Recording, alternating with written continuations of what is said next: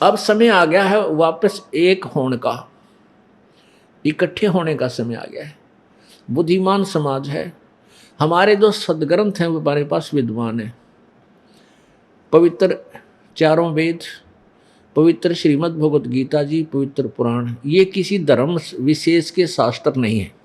ये लिपिबद्ध किए गए, उसमें कोई धर्म नहीं था, ना हिंदू थे, ना मुसलमान, ना सिख, ना ईसाई।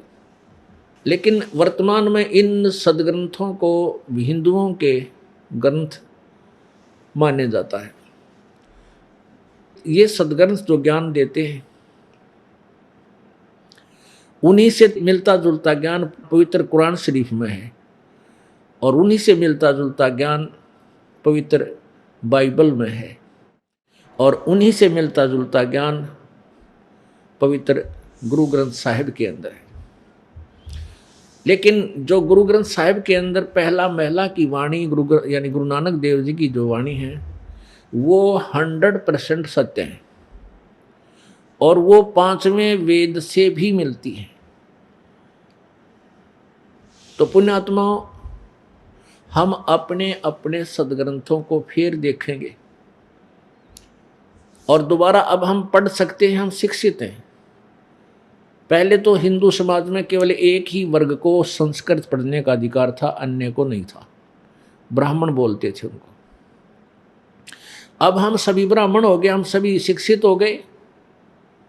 ब्राह्मण सोए जो ब्रह्म पहचाने, और पंडित सोए जो पिंड की जाने।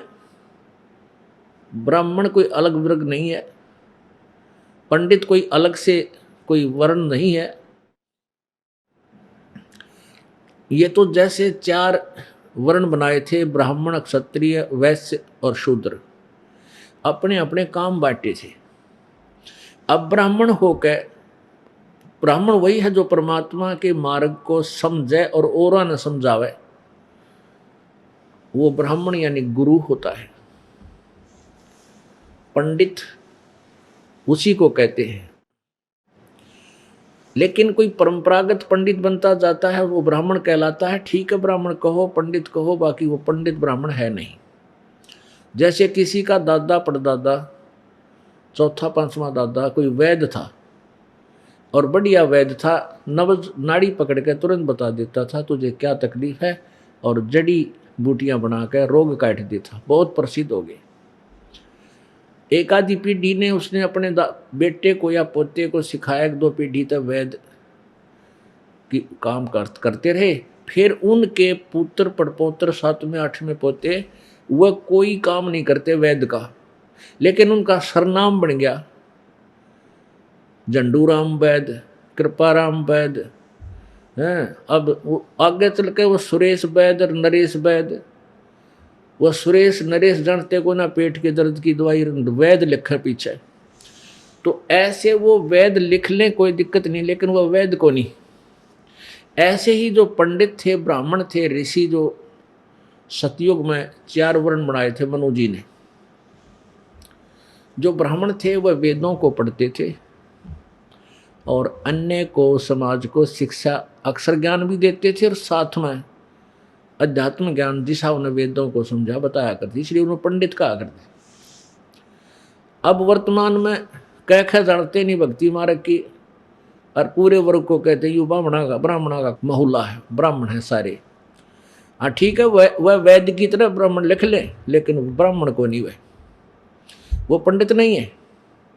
अब जैसे मेरे गुरुदेव पूज्य स्वामी रामदेवानंद जी महाराज, ये ब्राह्मण जाति से थे, उस वैद्य की तरह, और ये बड़ा पैतावास दादरी के पास यहाँ के रहने वाले थे।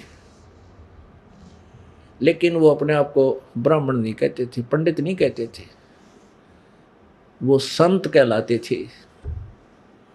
और मेरे दादा गुरुजी यानी मेरे गुरुजी के गुरुजी, वो दिल्ली में छावड़ा गांव के जाट थे, और वो घर त्याग के हमारे कबीरपंथी साधु के साथ चले गए, छोड़ के बचपन में। और उस साधु ने उनको पढ़ा दिया, वो काशी विद्यापीठ से इतने इंटेलिजेंट बन गए और वहां 4 विषय के आचार्य बन गए, 4 विषय। तो वो उनको पंडित चिदानंद नाम से जाना जाता है, पंडित। अब वो जाट होकर पंडित कब आए, और मेरे दादा गुरुजी और मेरे गुरुजी ब्राह्मण होकर भी पंडित नहीं कहवाए। ब्राह्मण कुल में जन्म होकर भी ब्राह्मण नहीं कहलाते थे, संत महाराज कहलाए, संत कहलाए। तो पुण्यात्मा, हमने इस रूढ़िवादिता से ऊपर उठना पड़ेगा। ना कोई शूद्र है, ना कोई क्षत्रिय है, ना ब्राह्मण है, और ना कोई वैश्य है। जो काम करता है जैसा, उसी से उसको, उस नोमेनक्लेचर से उसी को वो उपमा दी जाती है। जैसे एक मदीना गांव का जाट और चुनाई का काम करा करता, जब ये दास वहाँ नहर महकमे में जेई की सर्विस करता था, तो उसने मिस्त्री कहा करते, उसने चौधरी साहब नहीं कहा करते। वो मिस्त्री नाम तो पक गया, और गांव में भी न्यों कहने लगे वो मिस्त्रियाँ के जा, यानी फिर वो आगे वो मिस्त्री पक गया, उनका घर उस मिस्त्री नाम से जाने जाना लगे। एक ब्राह्मण ने दिल्ली में नाई की दुकान खोल ली, गरीब था, ना काम चला, और वहाँ बढ़िया मौज होगी, उसकी 3-4 नौकर रखे, तो उसने सारे नाई कहने लगे।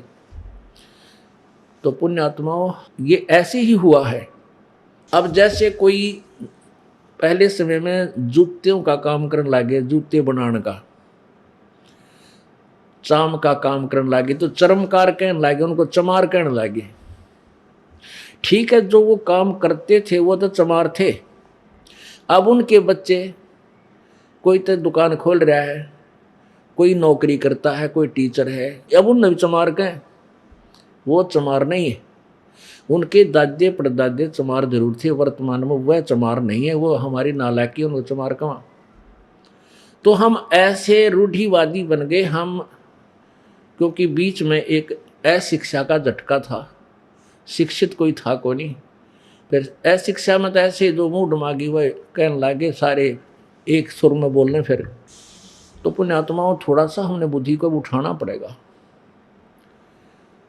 और फिर ये तो है एक वैसे सामाजिक दृष्टिकोण, हम मुख्य रूप से आध्यात्मिक दृष्टिकोण को ज़्यादा ऊपर उठाएंगे, फिर अपने आप ही सब कुछ ठीक होता चला जाएगा।